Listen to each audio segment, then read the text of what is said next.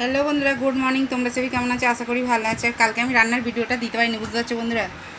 কালকে আমার একটু ব্যাংকের কাজ ছিল বলে ওই জন্য সত্যি কথা কালকে আর একদম হয়ে ওঠেনি, বুঝতে পারছো বন্ধুরা। কালকেও ভেজেছিলাম, কালকে কলমি শাক ভাজি করেছিলাম, আলু ভাজা করেছিলাম, তারপরে তোমার হচ্ছে করলা ভাজা করেছিলাম, আর ডাল করেছিলাম আমরা দিয়ে, বুঝতে পারছো বন্ধুরা।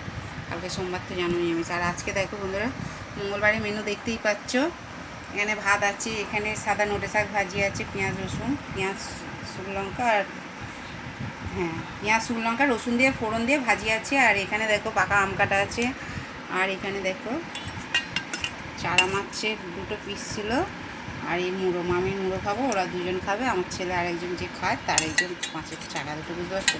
আলু দিয়ে বেগুন দিয়ে মাছ দিয়ে একটু জুস করেছি। কেন বেটা ছেলে একটু না জুস ডাল জুস না হলে খেতে পারে না। আমি আমার মেয়ের সঙ্গে জন্য আমি ভালোবাসি। আজকে হচ্ছে এই মেনু, বুঝতে পারছো বন্ধুরা।